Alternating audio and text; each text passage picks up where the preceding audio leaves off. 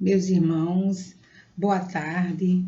Preparando os nossos corações e as nossas mentes para o estudo que nós vamos fazer na tarde de hoje, dia 21 de janeiro de 2021, nós iremos ler a passagem do Evangelho de Mateus, capítulo 11, versículo 25 ao versículo 30.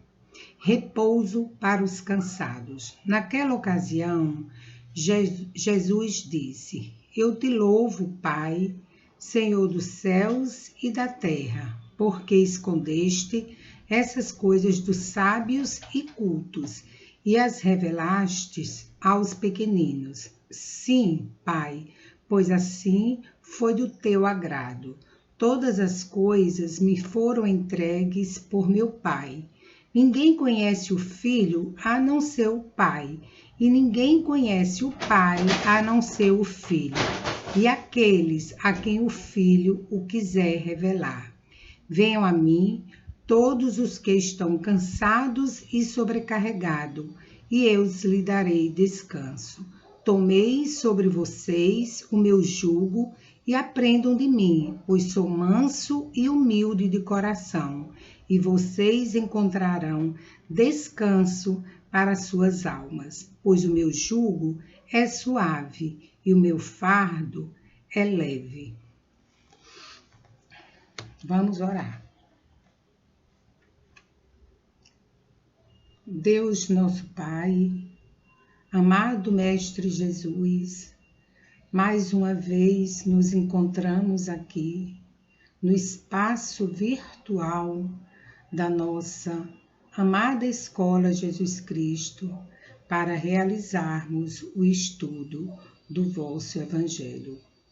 Assim te rogamos que os espíritos benfeitores, os trabalhadores espirituais da nossa escola, possam nos intuir para que o nosso verbo seja condizente com os ensinamentos que nós temos recebido.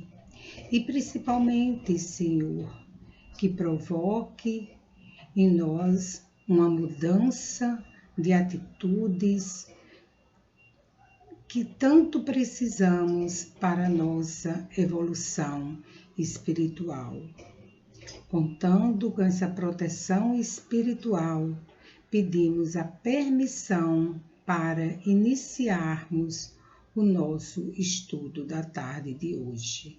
Que assim seja. Então, meus irmãos, a lição que nós vamos estudar hoje é do livro Agenda Cristã, psicografado por Francisco Cândido Xavier e autoria espiritual de André Luiz, e intitula-se Princípios Redentores. Antes de nós iniciarmos o estudo da lição, nós vamos rever brevemente, como sempre nós fazemos, os sinônimos dessas palavras, né? Vamos nos deter um pouco ao título, porque o título de uma lição nos diz muito sobre aquela lição. Então, o que vem ser princípios? Princípios significa o início, o fundamento ou essência de algum fenômeno. Também pode ser definido como a causa primária, o momento ou local ou trecho em que algo, uma ação ou um conhecimento tem origem, sendo que o princípio de algo, seja como origem ou preposição, fundamental pode ser questionado. Outro sentido possível seria o de norma, de conduta, seja moral ou legal. Então, um princípio, ele pode ser questionado, como nós vimos aqui no significado. Mas a questão é que os princípios basilares do Evangelho de Jesus nós sabemos que eles jamais podem ser questionados, porque eles contêm a verdade que nos foi ensinada. E o que seria a palavra redentor? No sentido religioso, redentor é aquele que tem capacidade para redimir e libertar, salvar. É uma designação atribuída a Jesus Cristo, o nosso Salvador. Assim, podemos afirmar que os princípios redentores são os fundamentos que têm o poder de nos libertar. E libertar de quê? Do outro? Não. Libertar das nossas próprias imperfeições. Esses princípios, eles nos ajudam a melhorar. Certamente, como nós falamos, esses princípios que estão sedimentados no Evangelho de Jesus, eles são eternos e atemporais. Então, eles sedimentam. E agora nós nos lembramos da passagem evangélica da casa construída sobre a rocha. A casa que é construída sobre a rocha, sobre o Evangelho de Jesus, com os princípios do Evangelho de Jesus, pode vir as intempéries que sejam, ela jamais será destruída, porque ela é forte. Já a casa que foi construída sobre areia, a qualquer vendaval, a qualquer tempestade, essa casa vem a ruir. Então é isso que nós temos que nos ater. Nós estamos construindo a nossa casa sedimentada nos princípios contidos no Evangelho de Jesus. Feitas essas observações, nós vamos pedir licença para ler na íntegra a mensagem que André Luiz nos traz, intitulada Princípios Redentores. Não se esqueça de que Deus é o tema central de nossos destinos. Deseje o bem dos outros tanto quanto deseja o próprio bem. Concorde imediatamente com os adversários. Respeite a opinião dos vizinhos. Evite contendas desagradáveis. Empreste sem aguardar restituição. Dê seu concurso às boas obras com alegria. Não se preocupe com os caluniadores.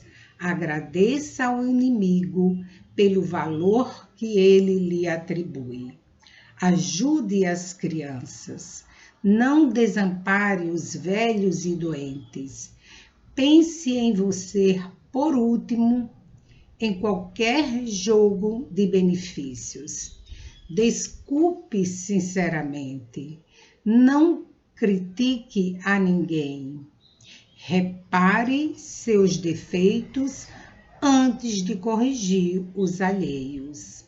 Use a fé e a prudência. Aprenda a semear, preparando boa ceifa. Não peças uvas ao espinheiro. Liberte-se do peso de excessivas convenções. Cultive a simplicidade. Fale o menos possível relativamente a você e a seus problemas. Estimule as qualidades nobres dos companheiros. Trabalhe no bem, valorize o tempo, metodize o trabalho, sabendo que cada dia tem as suas obrigações. Não se aflinja. Sirva a toda gente sem prender-se. Seja alegre, justo e agradecido. Jamais imponha seus pontos de vista. Lembre-se de que o mundo não foi feito apenas para você. As ciências sociais de hoje apresentam semelhantes princípios com novidades. No entanto, são antigos, chegaram à Terra com Cristo há quase 20 séculos. Nós outros, porém, espíritos atrasados no entendimento, somos ainda tardios na aplicação. Então, meus irmãos, são princípios bem profundos, firmes, e que seria necessário estudá-los separadamente, para fim de assimilarmos melhor. Mas dado o tempo aqui nesse espaço, que é curto, nós tivemos a difícil missão de fazer a selecionar alguns para comentarmos. E essa seleção se deu tendo por critério as nossas necessidades, ou seja, a minha necessidade. Eu estudando esses princípios, observei claramente que ainda estou muito longe de aplicá-los. Como André Luiz nos fala aqui na última frase, nós outros, porém, espíritos atrasados no entendimento, somos ainda tardios na aplicação. Essa lição, em geral, todas as lições, primeiro é para a própria pessoa que está fazendo a lição. Então, assim, na hora que eu comecei a estudar, eu fiquei revendo algumas situações de algum tempo atrás, e até mais recente mesmo, ocorridas recentemente, tanto na vida familiar, como em relação com alguns amigos, né? Enfim, eu comecei a me analisar e eu vi realmente, eu caí em mim e vi como eu estou longe da aplicação na íntegra desses princípios. No início eu fiquei meio assim, mas por que eu estudo e tenho tanta dificuldade? Mas depois eu me lembrei de algo que seu Rubinho me dizia. Seu Rubinho, nosso diretor, que foi nosso diretor doutrinário. E ele dizia sempre que muitas vezes nós conhecemos o Evangelho, nós até decoramos o Evangelho, repetimos o Evangelho, mas nós não introjetamos as lições contidas no Evangelho. Mas que isso não nos serve, não pode nos servir de desânimo, mas sim de encorajamento e perceber que nós precisamos nos esforçar diariamente. O esforço é diário. O verdadeiro espírita é aquele, reconhece-se o verdadeiro espírita pelo esforço que ele empreende para domar as suas más imperfeições. Então eu lembrei disso e não fiquei desanimada. Eu disse, agora que eu tenho que me esforçar mais um pouco, todos os dias, todas as horas, todos os instantes. E assim vamos seguindo em frente.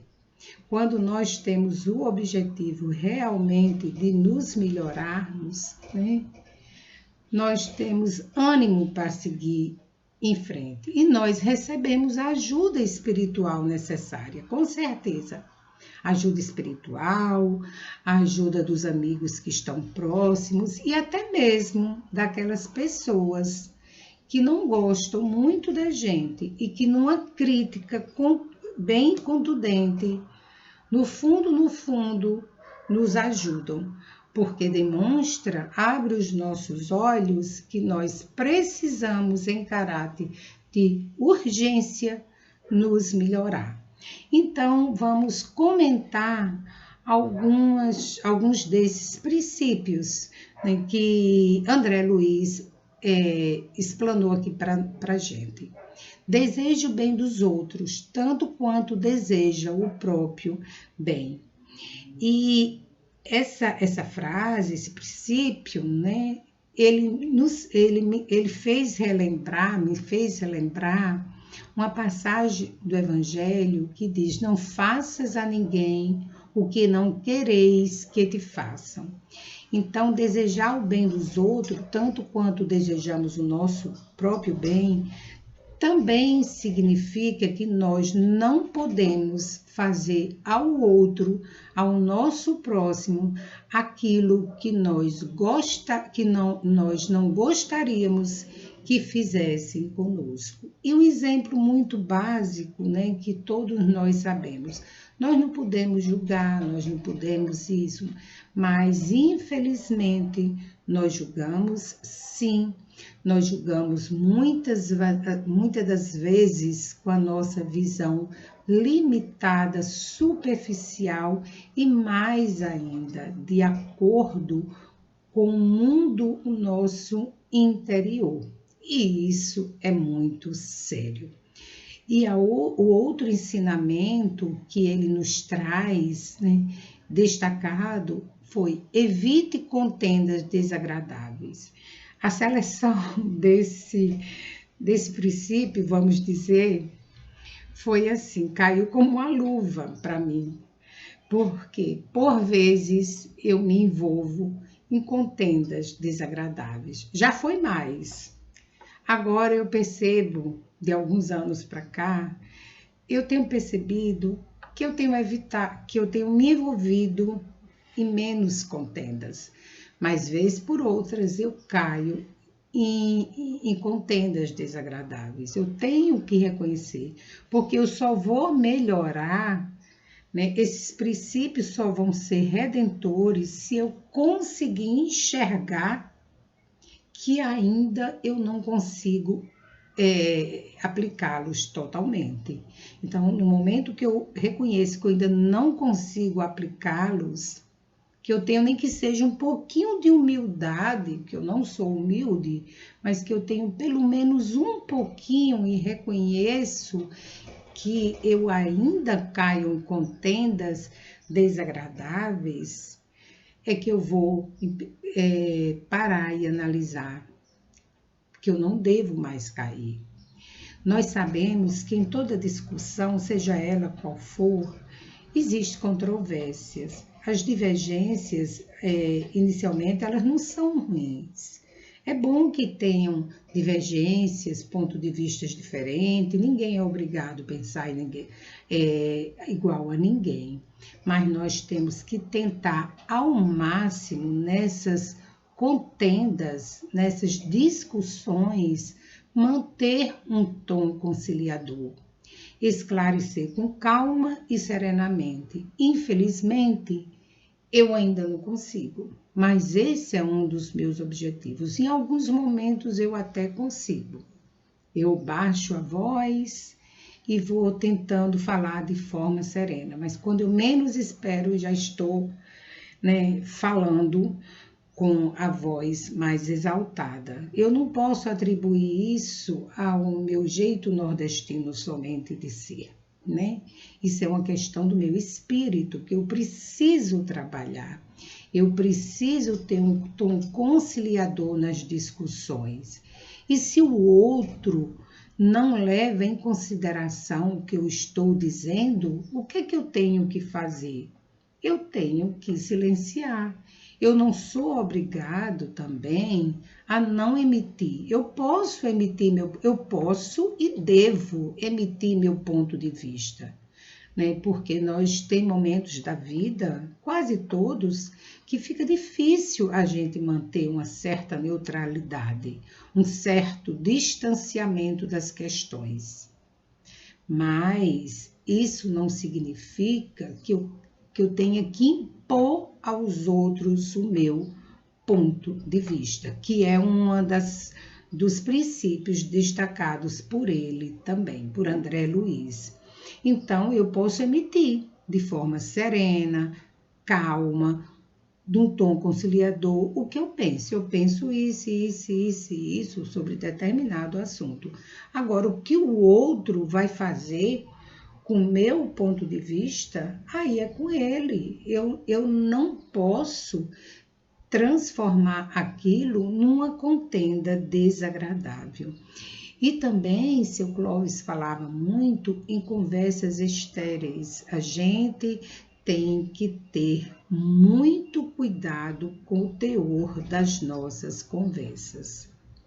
Porque, aparentemente, uma conversa que é ingênua e inofensiva, ela pode trazer conteúdos danosos, não só para o nosso espírito, mas para os outros. Então, essa é uma observação muito pertinente. O outro, eu estou rindo assim porque é quase tudo, é tudo que eu ainda não faço, mas vou tentar. Repare seus defeitos antes de corrigir os alheios. E aí nós lembramos da passagem evangélica narrada por Mateus, no capítulo 7, versículo 3 a 5. E por que reparas tu no argueiro que está no olho do teu irmão e não vês a trave que está no teu olho? Geralmente é isso que nós fazemos. Dificilmente nós reparamos os nossos defeitos, mas nós gostamos muito de corrigir os defeitos do nosso próximo. Principalmente daqueles que estão no nosso ambiente familiar, dos filhos, companheiros, enfim, da parentela. Nós temos esse hábito, por vezes até involuntário, nós ressaltamos os defeitos dos outros, quando nós não reparamos no nosso. É diferente de a gente perceber que um determinado irmão não está tomando atitude boa, correta, nós chegarmos e conversar com ele.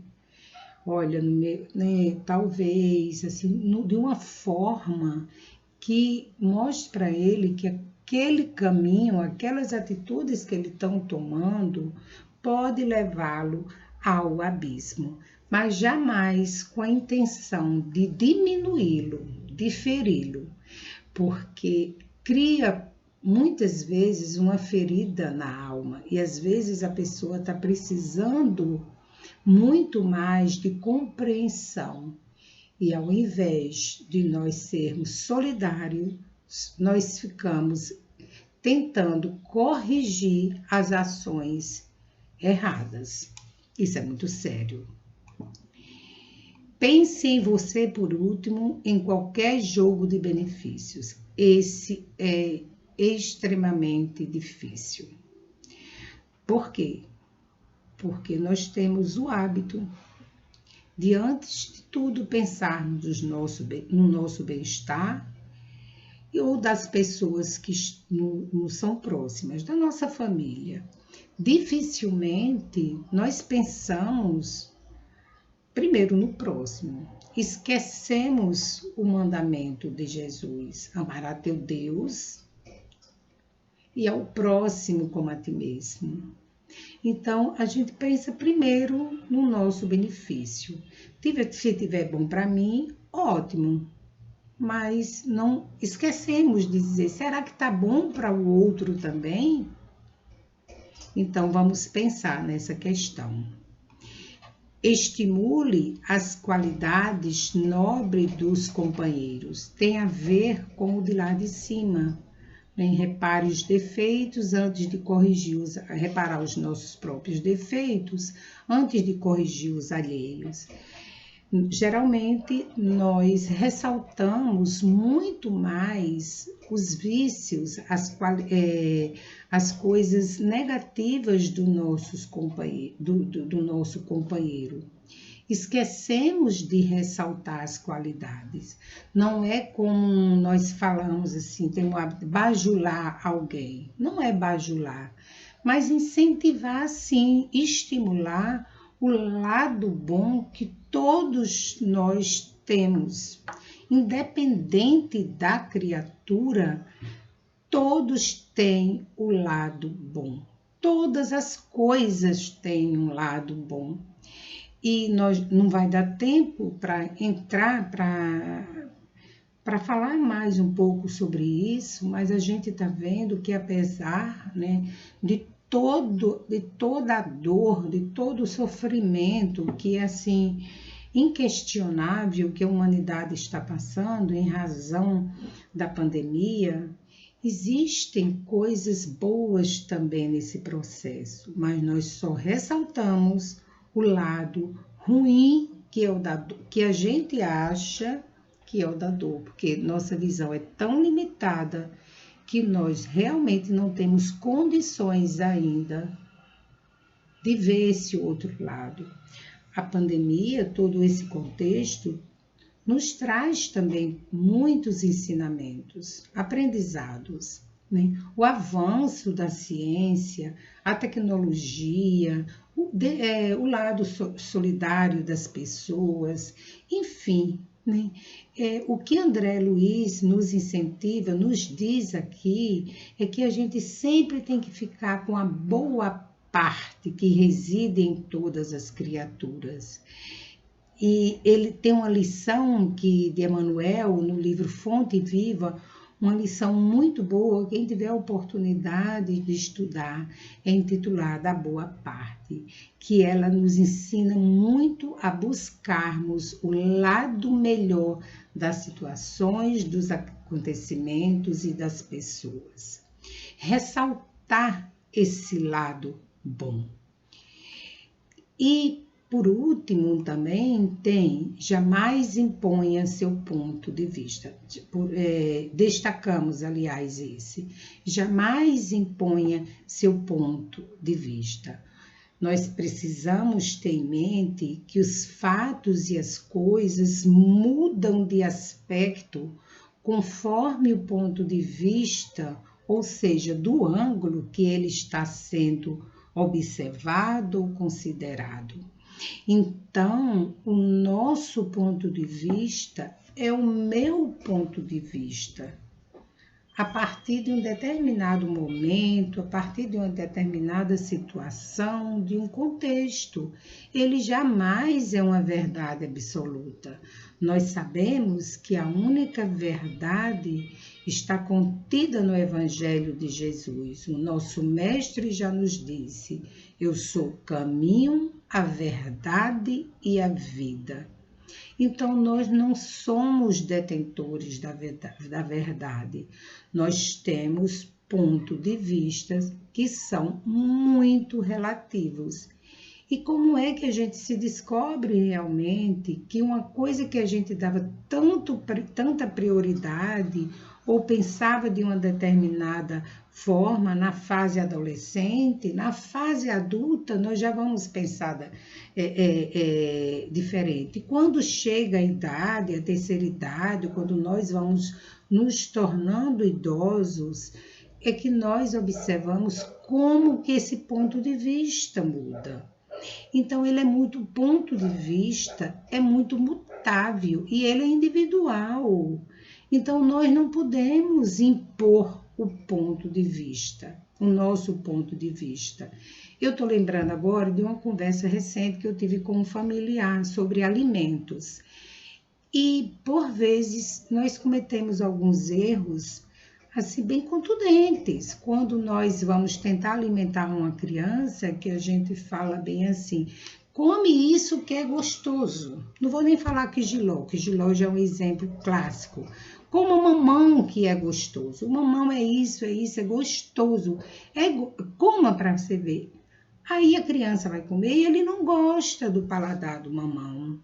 porque o paladar dele, ele não gostou daquele sabor. Então, para ele não é gostoso. Para mim, eu gosto. Mas ele não gostou. Então, o que nós devemos fazer? Eu gosto. Eu penso assim, no momento, quando a gente está em determinada contenda, que não seja desagradável, mas numa discussão, num diálogo, enfim, em conversa, nós temos que dizer, eu hoje penso assim. Mas não significa que amanhã eu vou pensar do mesmo jeito, porque nós vamos evoluindo com o passar do tempo. É a lei do progresso. E nós temos que evoluir moralmente e espiritualmente. Então, esse ponto de vista é muito relativo. Então, nós não podemos impor. E quantas contendas desagradáveis ocorrem justamente porque as pessoas querem de todas as formas impor o seu ponto de vista. E às vezes até tragédias acontecem nesse sentido. E tem alguns assuntos realmente que nem pensar em querer impor o ponto de vista. Religião é um deles, por isso que a gente diz que religião não se discute, porque eu tenho a minha forma de pensar a respeito da religião. O outro tem a dele, o outro tem o direito de dizer que é ateu. Não significa que ele é uma pessoa ruim. Ele só tem a forma de pensar dele e eu tenho que respeitar. E só para finalizar, nós temos que ficar muito atento a isso, principalmente quando nós ingressamos, começamos a estudar o espiritismo, que a gente se empolga e fica com aquela, quer passar tudo que a gente está aprendendo, é natural. Comigo foi assim. No início, tudo que eu falava, eu queria dizer, ou tudo, em todas as conversas, eu queria falar do espiritismo, queria mostrar que era o caminho certo. Depois, graças a Deus, eu caí em mim. E vi que não é assim, que eu não posso fazer isso, né? Porque eu acredito, eu sigo, eu tento com todos os esforços, né, seguir esses ensinamentos. O outro não é obrigado. O outro não é obrigado a crer, a acreditar nos postulados, nos princípios espírita, nem mesmo no cristianismo.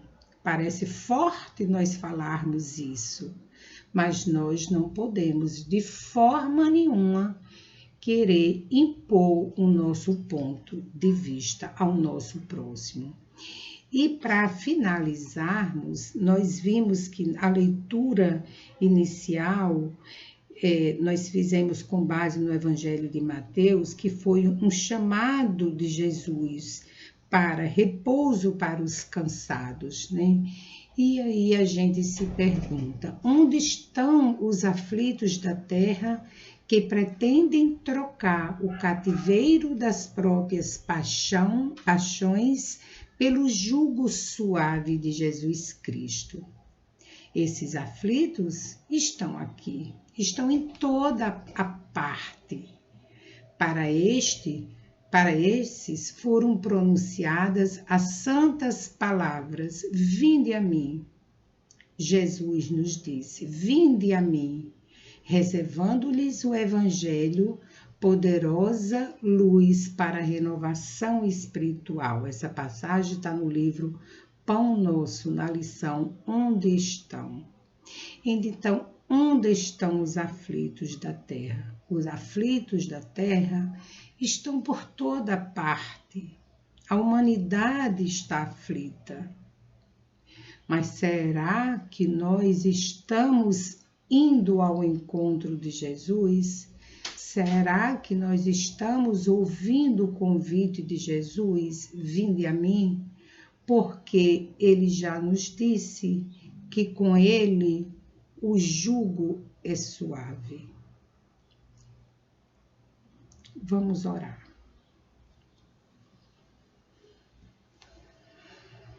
Deus nosso Pai, amado Mestre Jesus, estamos nesse momento, Senhor, tentando, nos esforçando para aprendermos os vossos ensinamentos.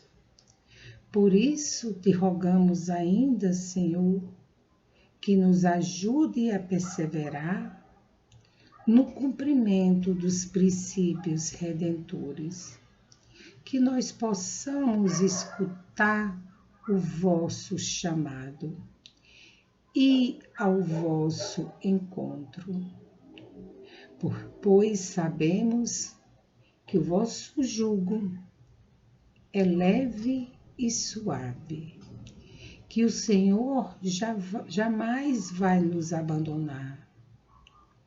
Assim te rogamos, Mestre amado, que permaneça conosco em todos os dias da nossa vida, que penetre nos corações ainda endurecidos, que ainda não te conhecem, mas que um dia irão te conhecer. Fica conosco, Senhor, hoje, agora e sempre. Que assim seja.